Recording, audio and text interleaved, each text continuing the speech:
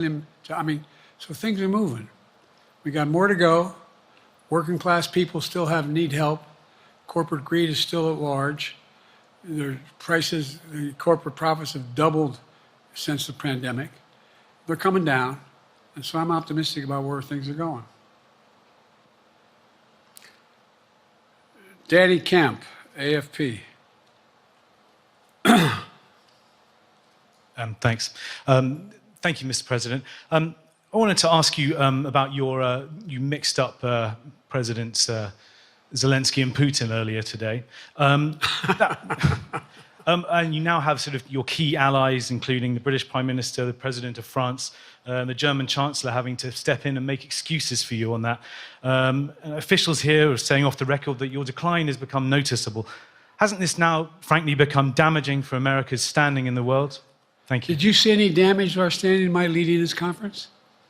Have you seen a more successful conference? What do you think? And the Putin piece, I was talking about Putin, and I said, and now, at the very end, I said, here, I mean, Putin. I said, no, I'm sorry, Zelensky. And then I added 5 other names. Look, guys, the idea anybody suggests that we haven't had an incredibly successful conference.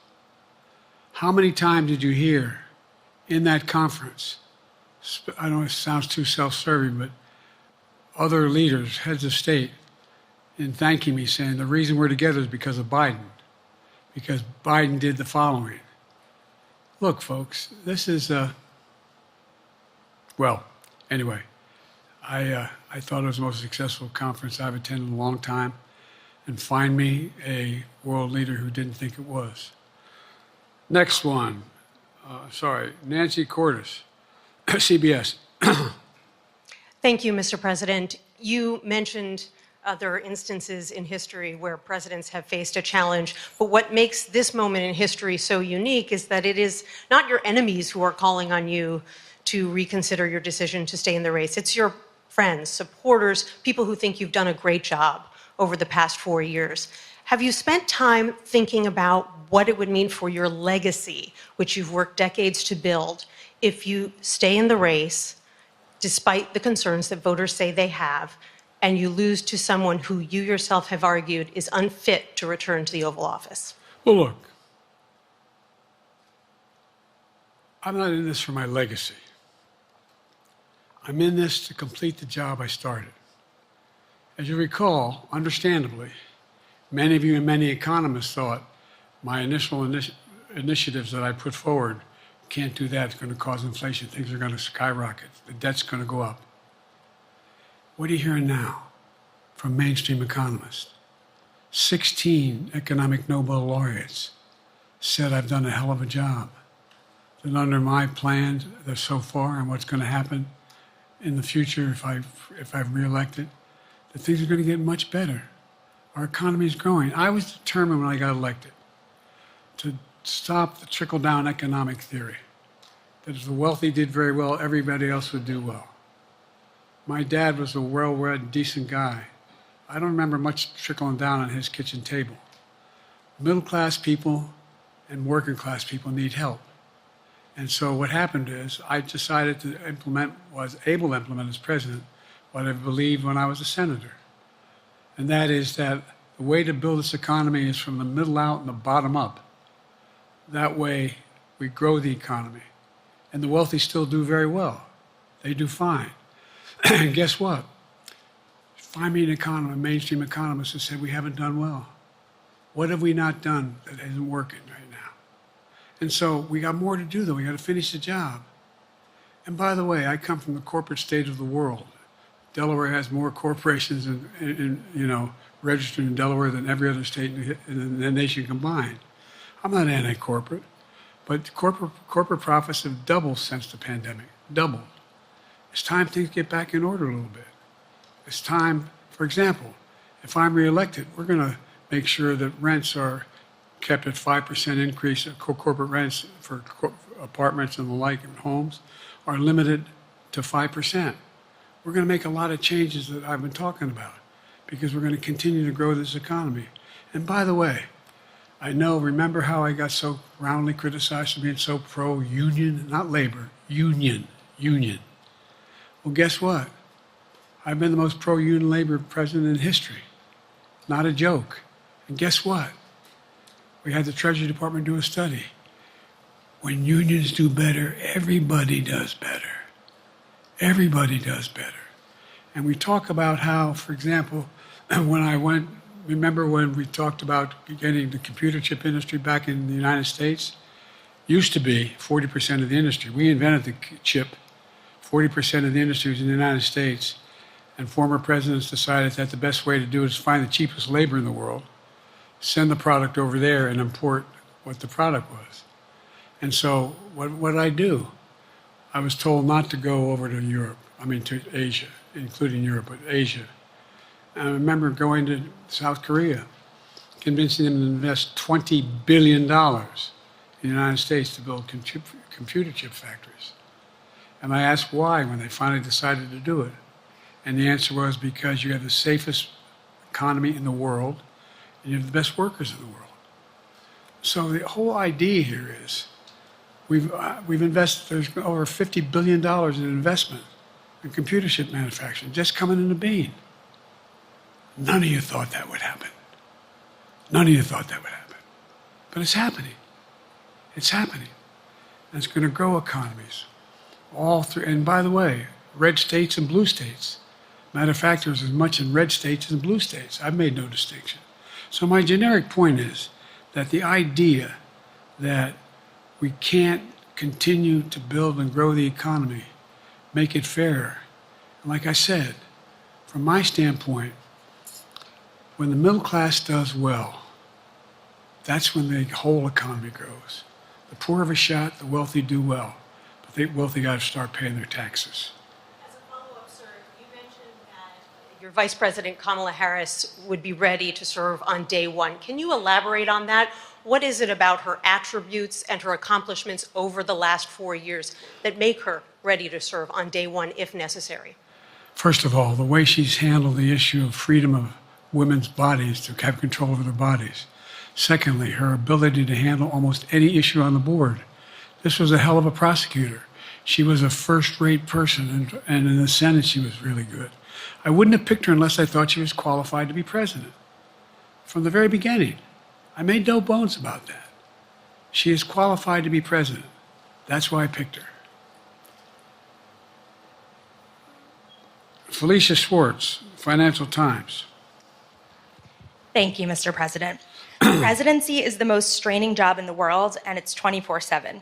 How can you say you'll be up for that next year, in 2 years, in 4 years, given the limits you've acknowledged that you have today? The limits I've acknowledged I have?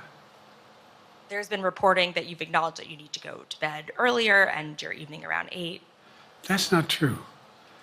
Look, what I said was, instead of my every day starting at 7 and going to bed at midnight, it'd be smarter for me to pace myself a little more.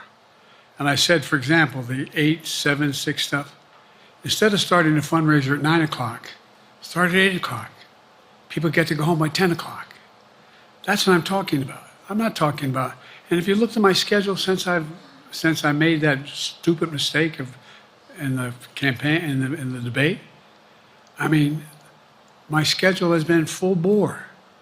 I've done, where's Trump been? Riding around in his golf cart, filling out his scorecard before he hits the ball? I mean, look, he's done virtually nothing. And I have, I don't know how many, don't hold me to it, roughly 20 major events. Some with thousands of people showing up. And so I just think it's better. I always have an inclination, whether I was playing sports or doing politics, just to keep going, not stop. I just got to just pace myself a little more. Pace myself. And the next debate, I'm not going to be traveling into 15 time zones a week before. Anyway, that's what it was about. That's what it was about. And by the way, even with that, I love my staff, but they add things all the time. At the very end, I'm catching hell from my wife for that. Anyway. I'm sorry, Zeke Miller, Associated Press. Thank you, Mr. President. Two questions for you. First, on the NATO summit, President Zelensky, in your meeting with him, he pressed you to lift your limitations on the Ukrainian use of American weapons, saying that, in his public remarks afterwards, saying that Ukraine cannot win the war unless those limitations are lifted. Are you reconsidering your position on that? And then secondly, following up on Felicia's question there, leaders of your own party have said that they're not worried about that debate. They're worried about the next bad night and the bad night after that. How can you reassure the American people that you are up to the task and that there won't be more bad nights at a debate stage or somewhere else? First thing about Zelensky asking for the ability to strike deep into Russia. We have allowed Zelensky to use American weapons in the near term, in the near or abroad, into Russia. Whether or not he should be attacked. For example, should Zelensky, he's not. If he had the capacity to strike Moscow, strike the Kremlin, would that make sense? It wouldn't. The question is, what's the best use of the weaponry he has, and the weaponry we're getting to him? I've gotten a more long-range capacity, as well as defensive capacity. And so our military is where I'm following the advice of my commander-in-chief, the chief of staff of the military, as well as the Secretary of Defense and our intelligence people. And we're making a day-to-day basis on what they should and shouldn't go, how far they should go in. That's a logical thing to do. Second question related to Bad nights, sir. How can you reassure the American people that you won't have more bad nights, whether they be on a debate stage or on some matter of foreign policy? Well, I tell you what, the best way to assure them is the way I assure myself. And that is, am I getting the job done? Am I getting the job done? Can you name me somebody who's got more major piece of legislation passed in 3.5 years? I created 2,000 jobs just last week. So if I slow down, I can't get the job done. That's a sign that I shouldn't be doing it. But there's no indication of that yet. None. Who I got here?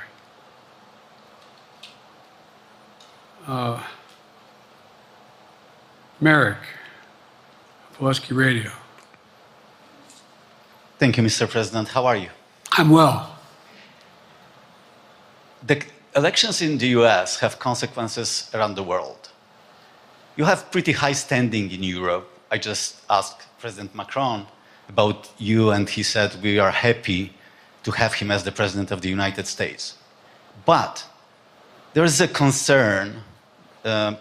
Many people in Poland and across Europe are worried that the former president may win the election.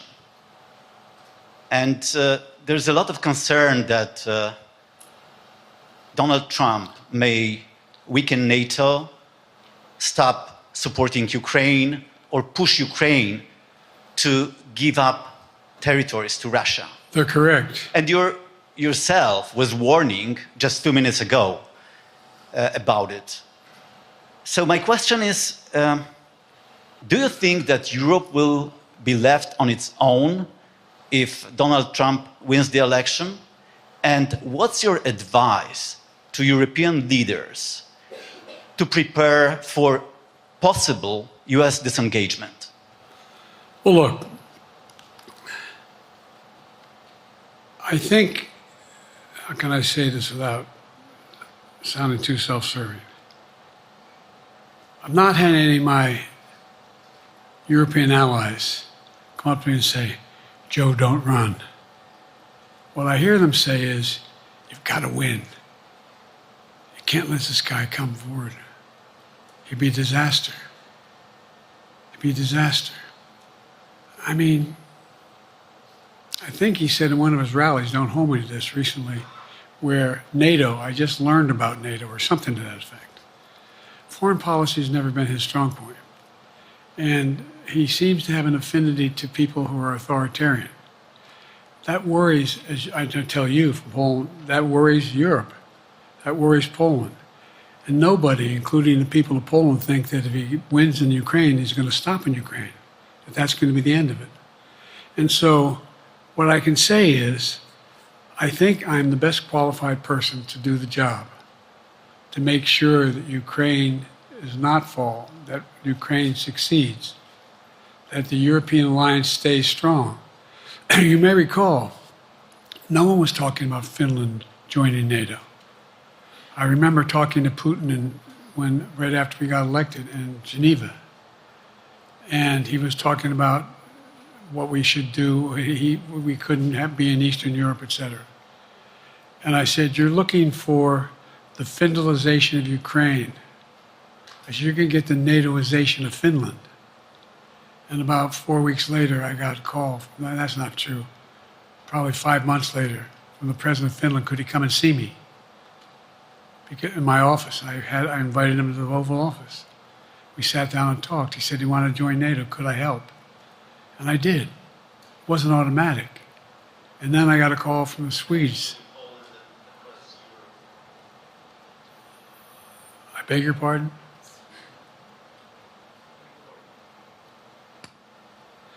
And so Finland joined NATO. 800-mile border is a significant, and they were already allies, but they weren't part of NATO. And you heard, I think you heard, maybe, I can't recall what he said in public in our closed meeting, but he wouldn't mind it being repeated. He said, we decided in Finland, the people of Finland decided they had to be part of NATO. It was in our interest because of the joint ability to be together, to dissuade any attack on Finland. And the same thing with Sweden. It took a lot of selling to some folks, particularly in Turkey and other places, to agree to the expansion. But it expanded. And we're a hell of a lot stronger because of it. We're more secure because of it. And by the way, I was able to get 50 other nations, 50, to support Ukraine. 50. And we were able to bring about a coalition of Europe and Asia, Japan and South Korea. I just we talked about AUKUS, and we talked about the relationship between Australia, New Zealand, Japan, South Korea, the United States. We're making the world safer and stronger because we have to deal with the new arrangement that exists in the world. The Cold War is over. The post-war era is over. What is going to replace it? And I respectfully suggest I have a pretty good idea what that should be. I've convinced a lot of people to follow it. And we're just going to get stronger. David Sanger. Where's it? Thank you, Mr. President. Be nice, David. Mr. President, the NATO declaration that was issued yesterday was very notable because it described China as a decisive enabler of the war in Ukraine for its provision of critical goods to the Russians. That's part of a broader partnership that seems to have cemented in place in the past 2 or 3 years. I think one that you were a little bit doubtful of when we asked you about it some time ago. So I'd be interested to know whether you have a strategy now of trying to interrupt the partnership between China and Russia, and whether or not in a second term you would pursue that, if you could describe that strategy to us. And along the way, could you also tell us whether you think, just to follow up on Felicia's question, that if you were in a room with Vladimir Putin again, the way you were 3 years ago, or with President Xi, that a few years from now you will be able to go negotiate with them, handle them one-on-one? Well, the first part of the question is, we discussed and I raised in the NATO summit, and others raised, the future of China's involvement, what they're going to do. What they're doing with Russia in terms of accommodating, facilitating, they're getting access to additional, they're not supplying weapons themselves, to supply mechanisms for them to be able to get weapons. And China's position is basically, and I've spent more time with Xi Jinping than any world leader has, over 90 hours since being vice president all the way through, for real. And by the way, I handed all my notes. But my point is that Xi believes that China is a large enough market that they can entice any country, including European countries, to invest there in return for commitments from Europe to do A, B, C, or D, or not to do certain things. What's happened is we had a long discussion about what we cannot, we have to make clear China has to understand that if they are supplying Russia with information and capacity, along with working with North Korea and others to help Russia in armament, that they're not going to benefit economically as a consequence of that by getting the kind of investment they're looking for. And so, for example, we're in a situation where, and we've reestablished direct contact with China after that, remember the balloon, quote unquote, going down, and all of a sudden things came to an end? Well, we set up a new mechanism. There's a direct line between Xi and me, and our military has direct access to one another, and they contact one another when we have problems. The issue is that we have to make sure that Xi understands there's a price to pay for undercutting both the Pacific Basin as well as Europe, and as it relates to Russia and dealing with Ukraine. And so we, for example, if you want to invest in China, as you know this area really well. If you want to invest in China, you have to have a 51% Chinese owner. You have to make sure that you do by their rules. And you don't have the authority, and you have to provide all access to all the data and information you have. There was a while there, as you recall, the last administration and other administrations, where the access to that market was enticing enough to get companies to come in because they had access to over 1 billion people in a market, not 1 billion, but a lot of people in the market. And so they were doing it. But that got curtailed when we started saying we're going to play by the same rules. For example, the idea they don't abide by the international rules related to subsidizing products by the government funding. So guess what? They're not going to be able to export their electric vehicles to the United States without a significant tariff. Others are doing the same thing around the world. But it is a concern. It is a concern that you have both China, North Korea, Russia, Iran, countries that are not necessarily coordinated in the past, looking to figure out how they can have impact. Interrupt that impact? Yes, I do, but I'm not prepared to talk about the detail of it in public. And I think you'll see that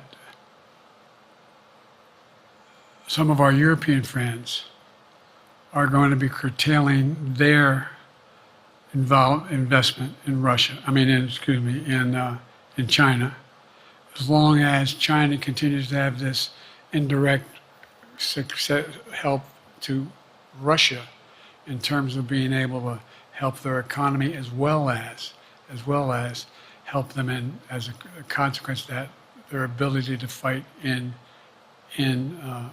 Ukraine. The other thing that we talked a lot about is that, and I raised it, and I didn't hear any, I can't swear that everyone agreed because not everyone got to talk about it, but we need a new industrial policy in the West. For example, we talked about how both the EU as well as NATO has to be able to begin to build their own munition capacity, has to be able to generate their own capacity to provide for weapons and the ability to it came as a surprise to some of us how we had fallen behind in the West in terms of the ability to construct new material, new weaponry, new everything from vehicles to weapon systems.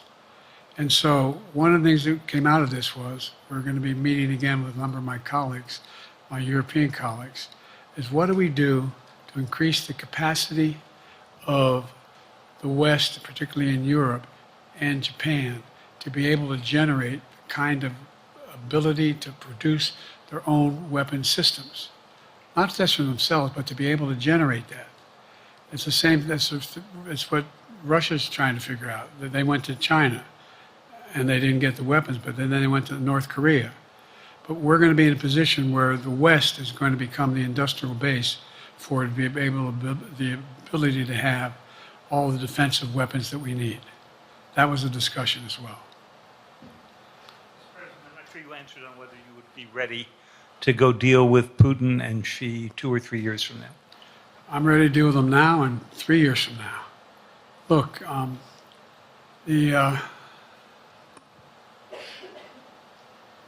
like I said, I'm dealing with Xi right now and direct contact with him. I have no good reason to talk to Putin right now. There's not much that he is prepared to do in terms of accommodating any change in his behavior. And, but there isn't any world leader I'm not prepared to deal with. But I understand the generic point is Putin ready to talk? I'm not ready to talk to Putin unless Putin's ready to change his behavior.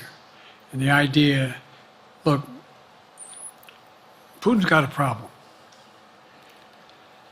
First of all, in this war that he is supposedly have won, and by the way, I think, don't hold me to the exact number, but I think that Russia had 17.3% of Ukraine that they conquered. Now it's 17.4. I mean, in terms of percentage of territory. They've not been very successful. They've caused horrible damage, loss of life, but they've also lost over 350,000 troops, military, killed or wounded.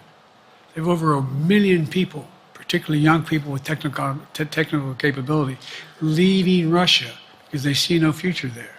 They've got a problem. But what they do have control of is they are very good at controlling and running the public outcry that relates to how they use mechanisms to communicate with people. They lie like hell through the constituencies. They lie like hell about what's going on. And so the idea that we're going to be able to fundamentally change Russia in the near term is not likely. But one thing for certain, if we allow Russia to succeed in Ukraine, they're not stopping in Ukraine. I recommend, I know you know this because you've written about it, read Putin's speech after they moved in, what it was all about in Kyiv. It wasn't about just, anyway, read what his objective is. And anyway, but so I think that I'm prepared to talk to any leader who wants to talk, including if Putin called me and wanted to talk. Last time I talked to Putin was trying to get him to work on an arms control agreement related to nuclear weapons in space. That didn't go very far. So my point is, I'm prepared to talk to anybody, but I don't see any inclination. There is an inclination on the part of the Chinese to keep in contact with me, because they're not sure where this all goes.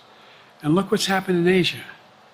We have strengthened the Asian Pacific area more than anyone else has. We just put together with, today I brought on, I asked our NATO allies that we bring on the group from the South Pacific, Australia, New Zealand, Japan, Australia. I already mentioned Australia. And I met twice now, I think, with the 14 leaders of the Pacific Island nations. And we've slowed down what's going on there. We've slowed down China's reach. But there's a lot of work to do. This is a moving target, and I don't take it lightly. Assam from NPR. Thank you, Mr. President. Asma Khalid with NPR. I have two questions. Earlier, you spoke about the ceasefire plan between Israel and Hamas. We're now looking at 10 months of war, and I'm curious if there's anything that you feel personally you wish you would have done differently over the course of the war. And then secondly, if I may, I wanted to ask you about your presidential campaign. I remember covering your campaign in 2020, and there was a moment where you referred to yourself as a, quote, bridge candidacy, a transition to a younger generation of leaders. I want to understand what changed. Two things. Let's go back to when you talked about would I have changed anything that's happening with Israel and the Palestinians and the Palestinian movement. The answer is, as you recall, from the very beginning, I went to Israel, but I also got immediate contact with al-Sisi in Egypt. I met with the King of Jordan.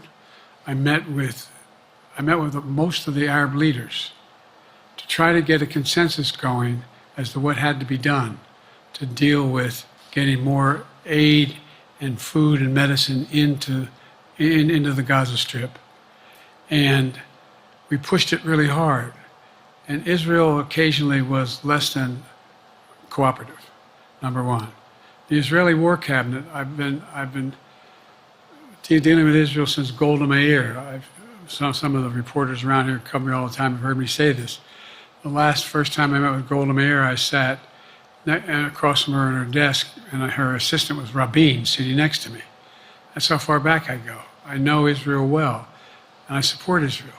But this war cabinet is one of the most conservative war cabinets in the history of Israel. And there's no ultimate answer other than a two-state solution here. And so what was able to be done in terms of the plan I put together was it would be a process for a two-state solution. And we get the Arab nations to, particularly from Egypt all the way to Saudi Arabia, to be in a position where they would cooperate in the transition so that they could keep the peace in Gaza without Israeli forces staying in Gaza. The question has been from the beginning, what's the day after in Gaza? And the day after in Gaza has to be, the end of the day after has to be no occupation by Israel on the Gaza Strip, as well as the ability for us to get in and out as rapidly as you can, all that's needed there. I've been disappointed that some of the things that I put forward have not succeeded as well, like the port we attached from Cyprus. I was hopeful that would be more successful. But that's why when I went to Israel immediately after the massacres that occurred at the hands of Hamas, the one thing I said to the Israelis, and I met with the War Cabinet and with Bibi, don't make the same mistake America made after bin Laden. There's no need to occupy anywhere. Go after the people who did the job. You may recall, I still get criticized for it, but I was totally opposed to the occupation and trying to unite Afghanistan. Once we got bin Laden, we should have moved on, because it was not no one's ever going to unite that country. I've been over every inch of that, not every inch, the entirety from the poppy fields all the way to the north. I said, don't make the same mistake we made. Don't think that's what you should be doing, is doubling down. We'll help you find the bad guys, Sinwar and company. And all this criticism about I wouldn't provide when the weapons they needed. I'm not providing them 2,000-pound bombs. They cannot be used in Gaza or any populated area without causing great human tragedy and damage. But remember what happened when you had the attack on Israel with rockets and ballistic missiles. I was able to unite the Arab nations as well as Europe, and nothing happened. Nothing got hurt. It sent an incredible lesson to what was going on from the Middle East. So there's a lot of things, in retrospect, I wish I had been able to convince the Israelis to do. But the bottom line is we have a chance now. It's time to end this war. Doesn't mean walk away from going after Sinwar and Hamas. And if you notice, you know better than most, there is a growing dissatisfaction on the West Bank from the Palestinians about Hamas. Hamas is not popular now. And so there's a lot of moving parts. I just have to keep moving to make sure that we get as much done as we can toward a ceasefire, and get those. And by the way, look at the numbers in Israel. I mean, my numbers are better in Israel than they are here. But then again, they're better than a lot of other people here too. But anyway. Bridge candidacy in 2020, you referred to yourself as being a bridge candidate for a younger, fresher generation of Democratic leaders, and I wanted to know what changed.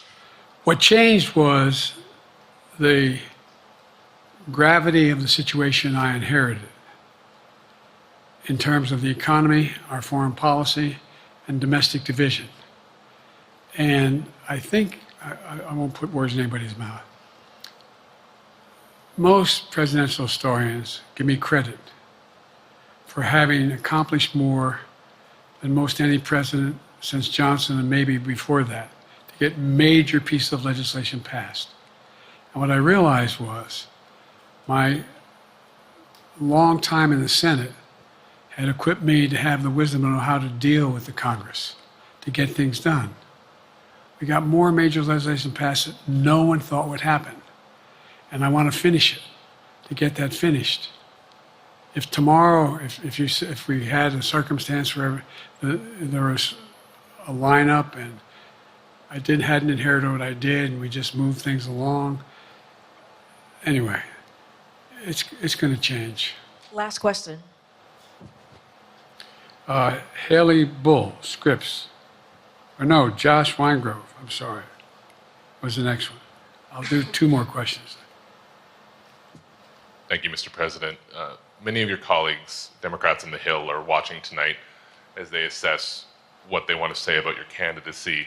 I'm wondering how you're thinking of this right now. It seems like your answer is clear, but they're watching how things go tonight, tomorrow in Michigan, next week in Texas and Nevada. Are you thinking that way about how the next week or 2 goes would inform your... Am I using that way, you say? Are you thinking that way about how the next 2 weeks go? Will that affect your decision, or are you fully determined on running in November as the party's nominee? I'm determined on running, but I think it's important that I allay fears by let them see me out there. Let me see them out, for the longest time it was, Biden's not prepared to sit with us unscripted. Biden's not prepared to, anyway. And so what I'm doing is, and I've been doing, I think we've done over 20 major events from Wisconsin to North Carolina to demonstrate that I'm going out in the areas where we think we can win, where we can persuade people to move our way, or people are already there. And here, look, the other thing is, we have the most extensive campaign organization of anybody's had in a long, long time. We have well over 1,000 volunteers knocking on doors, making phone calls, making tens of thousands of phone calls. We have headquarters, I forget exactly how many, I don't want to cite a number and then find out I'm off, but we have scores of headquarters in all the toss-up states. We're organized, we're moving, and that's awful hard to replace in the near term. And here's the other thing. I was in the Senate a long time. Very proud of what I've done in the Senate. I was chairman of the Foreign Relations Committee for a long time, and I was chairman or ranking member and chairman of the Judiciary Committee. I'm going to be going down to the Johnson Library. Anyway, I'm going to be going around making the case of the things that I think we have to finish and how we can't afford to lose what we've done or backslide on civil rights, civil liberties, women's rights. There's that little button we have. Control guns, not girls. I mean, the idea we're sitting around, this is where Kamala's so good as well. We're sitting around. More children are killed by the bullet than any other cause of death. The United States of America. What the hell are we doing? What are we doing? We got a candidate saying, promised the NRA, don't worry, I'm not going to do anything. I'm not going to do anything. You got a Supreme Court that is what you might call the most conservative court in American history. This is ridiculous. There's so much we can do still, and I'm determined to get it done. It's about freedom. And by the way, I'll end this. Well, I'm not going to do that. Haley has to come up too. But I remember I made a speech on democracy in Philadelphia at Independence Hall. And I'm not being critical, just observing. The bulk of the press said, what the hell is he talking about that for? Democracy. You did. Democracy is not an issue. Democracy is not an issue. Except the polling data showed 60% of the people knew I was right, thought I was right. I'm not asking you a question. You don't have to answer, obviously. But do you think our democracy is under siege based on this court? Do you think democracy is under siege based on Project 2025? Do you think he means what he says when he says he's going to do away with the civil service, eliminate the Department of Education, make sure, we've never been here before. And that's the other reason why you say, hand off to another generation. I've got to finish this job. I've got to finish this job because there's so much at stake. We've had some discussions over the past few days with your press secretary about the question of health exams. And you said you take a cognitive test every day in this job. Are you open to taking another physical or test before the election? Governor Whitmer of Michigan, for instance, said it wouldn't hurt to take a test. Well, look, two things. One, I've taken 3 significant and intense neurological exams by a neurologist. In each case, as recently as February. And they say I'm in good shape, okay? Although I do have a little problem with my left foot because it's not as sensitive because I broke my foot and didn't wear the boot. But I'm good. I'm tested every single day about my neurological capacity, the decisions I make every day. You talk to my staff, all of you talk to my staff. Sometimes my staff talks a lot. But the fact of the matter is, I don't think you have them telling you that all the major ideas we've undertaken haven't been in part initiated by me. I remember when the staff and I said, I'm going to go to South Korea, we're going to get the chip. What are you doing? I'm going to get Japan and Korea back together again after essentially having hostilities toward one another since the end of World War II. I'm going to move and see that we can expand. The only thing age does is help you with it. Creates a little bit of wisdom if you pay attention. And so the point I'm making is, I think it's important that if the neurologist tells me he thinks I need another exam, and by the way, I've laid every bit of the record out. Hadn't hidden a thing. You ought to ask Trump for his, okay? I laid it all out. And every single day I'm surrounded by good docs. If they think there's a problem, I promise you, or even if they don't think it's a problem, they think I should have a neurological exam again, I'll do it. But no one's suggesting that to me now.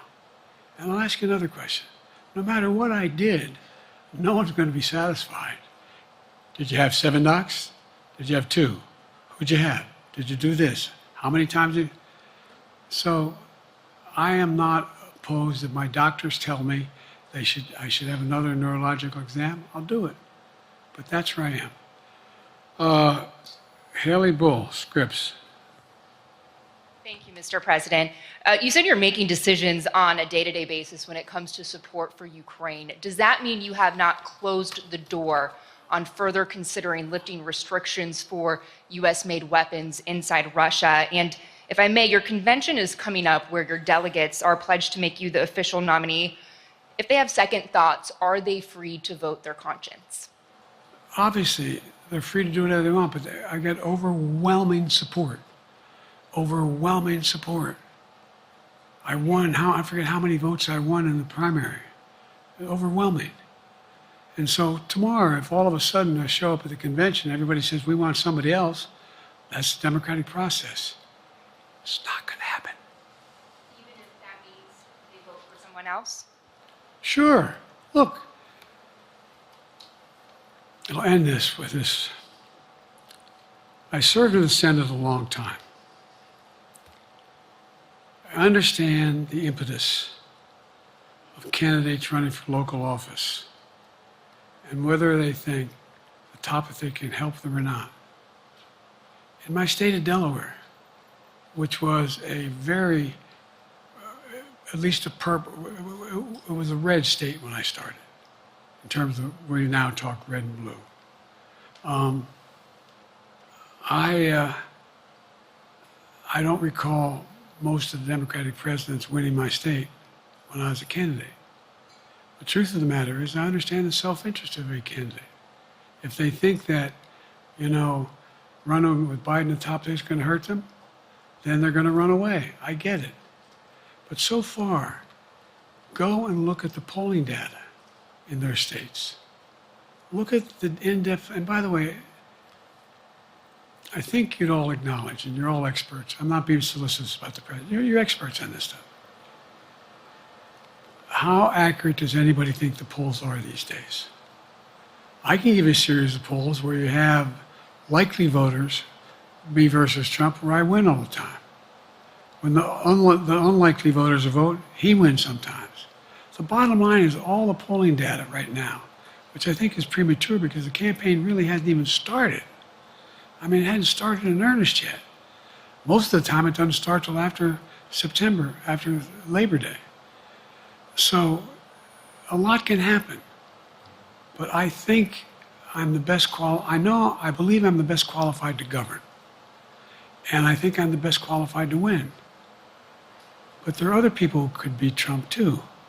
But it's awful start from scratch. And, we talk about, money raised. We're not doing bad. We got about $220 million in the bank. We're doing well. So with that, you have want to follow up on any of that you just asked me? Yes.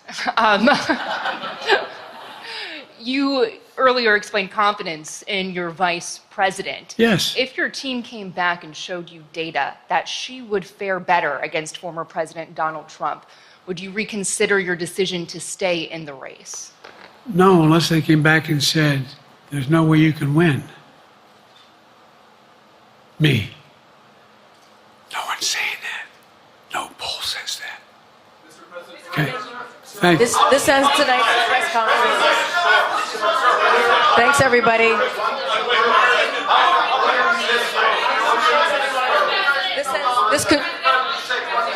This concludes. Respectfully, earlier you misspoke in your opening answer. You referred to Vice President Harris as Vice President Trump. Right now, Donald Trump is using that to mock your age and your memory. How do you combat that criticism from tonight? Listen to him. This concludes tonight's press conference. Thank you, everybody. Thanks, everyone.